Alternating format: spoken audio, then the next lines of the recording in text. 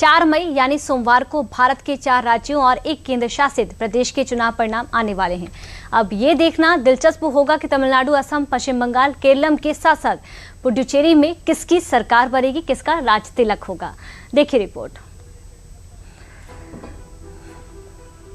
4 राज्यों और 1 केंद्र शासित प्रदेश में हुए विधानसभा चुनाव के नतीजों का दिन आ गया है। 4 मई को असम, केरल, पुडुचेरी, तमिलनाडु और पश्चिम बंगाल में विधानसभा चुनाव के नतीजे आएंगे, जिन पर पूरे देश की नजरें टिकी हैं। सोमवार दोपहर तक शुरुआती रुझान आने शुरू हो जाएंगे और शाम तक इन 5 राज्यों की राजनीतिक तस्वीर पूरी तरह साफ हो जाएगी।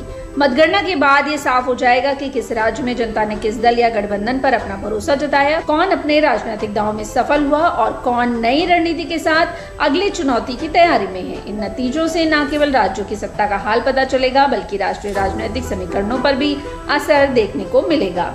इस बार असम, केरल और पुडुचेरी में 9 अप्रैल को एक ही चरण में मतदान हुआ था, जबकि पश्चिम बंगाल में 2 चरणों में 23 और 29 अप्रैल को वोट डाले गए थे। वहीं तमिलनाडु की 234 सीटों पर भी एक ही फेज में 23 अप्रैल को वोटिंग हुई थी। असम की 126, केरल की 140 और पुडुचेरी की 30 सीटों पर मतदान हुए थे।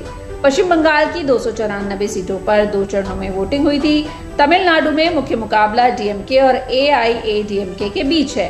वहीं केरल में एलडीएफ और यूडीएफ के बीच कांटे की टक्कर है। पश्चिम बंगाल में ममता बनर्जी की टीएमसी और भाजपा के बीच सीधा मुकाबला है।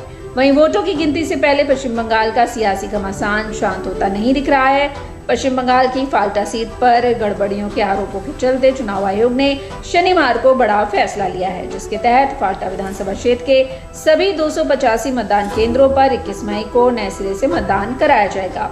24 मई को नतीजे आएंगे, जबकि बाकी सीटों की मतगणना 4 मई को होगी। फाल्टा को इस घोषणा से अलग रखा जाएगा।